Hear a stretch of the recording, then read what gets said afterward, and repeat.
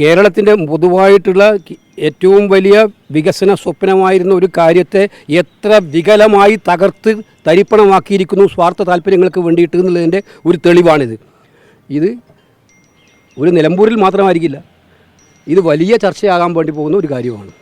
ഇതൊരു കാരണം കഴിഞ്ഞ തവണ ഈ വൈബിലിറ്റി ഗ്യാപ്പ് പറഞ്ഞല്ലോ, ഈ സബ് കോൺട്രാക്ടറും കോൺട്രാക്ടറും നമ്മൾ സംബന്ധിച്ച് കേരള കോൺഗ്രസ് അല്ല KPCC ഒരു ആരോപണം ഉന്നയിച്ചിട്ടുണ്ട്, അഴിമതിയാണ്. അത് ഞാൻ പറഞ്ഞല്ലോ, ഞാനിപ്പോൾ ഒരു ഒഫീഷ്യലായിട്ടുള്ളൊരു മീറ്റിംഗ് കൂടെ ഉള്ളത് കൊണ്ട് അതിൻ്റെ വിശദാംശങ്ങൾ വരട്ടെ. എന്തായാലും എല്ലാ വിശദാംശങ്ങളും വരും, ഞങ്ങളതിനകത്ത് പിന്നാലെ ഉണ്ട്, എന്തായാലും ഉണ്ട്. ഈ കാര്യങ്ങൾ എന്തൊക്കെ സംഭവിച്ചിട്ടുണ്ടെന്ന് മനസ്സിലാക്കാൻ വിശദാംശങ്ങൾ വരും. അതിനകത്ത് വ്യക്തിപരമായിട്ട് രാജിവെക്കണോ അല്ലെങ്കിൽ ഉത്തരവാദിത്തം അല്ല, അത് വരട്ടെ. സ്വാഭാവികമായിട്ടും ഇത് ഇത്തരം ഗുരുതരമായ പ്രശ്നം വന്നപ്പോൾ ആ പ്രശ്നങ്ങൾക്ക് മറുപടി പറയാൻ കേന്ദ്രമന്ത്രിക്ക് ബാധ്യതയുണ്ട്, ഒഴിഞ്ഞു പോകാൻ പറ്റില്ല. അദ്ദേഹം ഇപ്പം നടപടി എടുത്തതായിട്ട് കൊണ്ടുപോകാം. ആ ഒരു ഭാഗത്തെ ഇത് കേരളം മൊത്തം നടന്നിരിക്കുകയാണ്, ഒരു ഭാഗത്തെ കോൺട്രാക്ട് മാത്രം സസ്പെൻഡ് ചെയ്തുകൊണ്ടെന്ന് കാര്യം. ഇത് നമ്മൾ ഉദ്ദേശിക്കുന്നതിനേക്കാൾ കൂടുതൽ ഗുരുതരമായ കാര്യമാണത് ദേശീയപാതയുമായി ബന്ധപ്പെട്ട് വന്നിരിക്കുന്നത്. കാരണം നമ്മളൊക്കെ ജനപ്രതിനിധിയായിരിക്കുന്ന മണ്ഡലത്തിലെ ഏറ്റവും കൂടുതൽ ദേശീയപാതയുള്ള ഒരു ജനപ്രതിനിധിയാണ് ഞാൻ. അരൂർ മുതൽ കരുനാഗപ്പള്ളി വരെ മുഴുവൻ ദേശീയപാതയാണ്.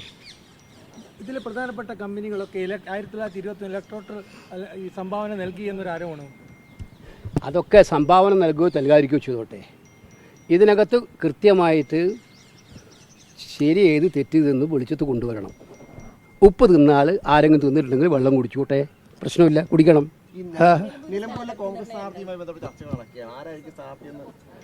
അല്ല, അതാണ് നിങ്ങൾക്ക് കേരളത്തിലെ ഏറ്റവും നിലമ്പൂരിലെ സ്ഥാനാർത്ഥി നിങ്ങൾക്ക് ഒരു ആശങ്കയും വേണ്ട.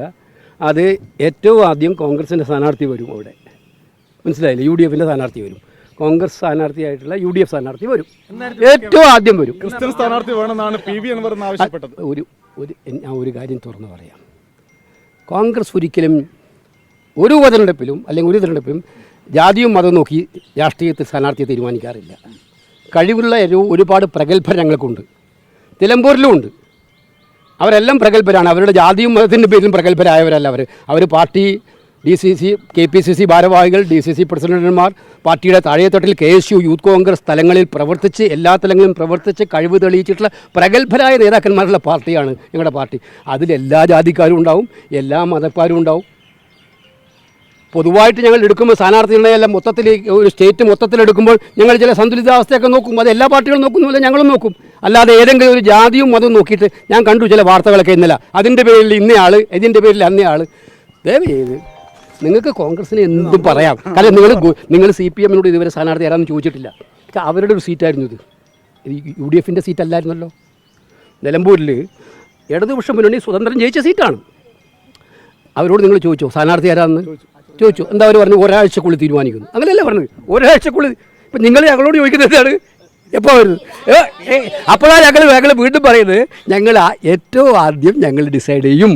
ഞങ്ങളുടെ ഇടയിൽ ഒരു കൺഫ്യൂഷനും ഇല്ല. പക്ഷേ ഞങ്ങൾക്കൊരു പ്രോസസ്സുണ്ട്.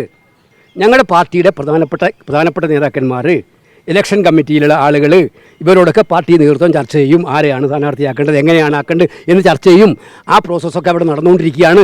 ആ നടന്നു കഴിഞ്ഞ് അതിനൊടുവിൽ അവർ ഹൈക്കമാൻഡിലേക്ക് പറഞ്ഞു കഴിഞ്ഞാൽ ഇവിടെ ഒരു മിനിറ്റ് പോലും താമസിക്കാതെ ഞങ്ങൾ കൊടുക്കാറുണ്ട്. നിങ്ങൾക്ക് അത് മറ്റേ എറണാകുളത്തെ തെരഞ്ഞെടുപ്പിലും പുതുപ്പള്ളിയിലെ തെരഞ്ഞെടുപ്പിലും പാലക്കാട് തെരഞ്ഞെടുപ്പിലും കണ്ടതാണ്.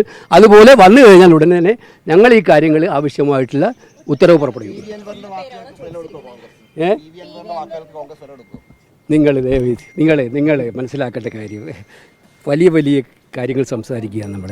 PV അൻവർ ഇപ്പോൾ ഓൾറെഡി UDFന് പിന്തുണ പ്രഖ്യാപിക്കുമെന്ന് പറഞ്ഞിട്ടുണ്ട്. അദ്ദേഹത്തിൻ്റെ ആ വാക്കുകളെ നമ്മൾ മുഖവിലക്കെടുക്കുകയാണ്. UDFൻ്റെ സ്ഥാനാർത്ഥി താമസം വിന വരും. വളരെ എഴുതി വെച്ചോ കേരളത്തിലെ ഇടതുപക്ഷ ജനാധിപത്യ മുന്നണി സർക്കാരിൻ്റെ വാട്ടർലൂ നിലമ്പൂരിൽ നിന്നും ആരംഭിക്കും. അതിശക്തമായ ഭൂരിപക്ഷം നേടി UDF സ്ഥാനാർത്ഥി അവിടെ വൻ വിജയം നേടും. അതോടുകൂടി ക്ലൈം ഡൗൺ ആണ് പിണറായി സർക്കാരിൻ്റെ നടക്കാൻ വേണ്ടി പോകുന്നു. ഓക്കെ.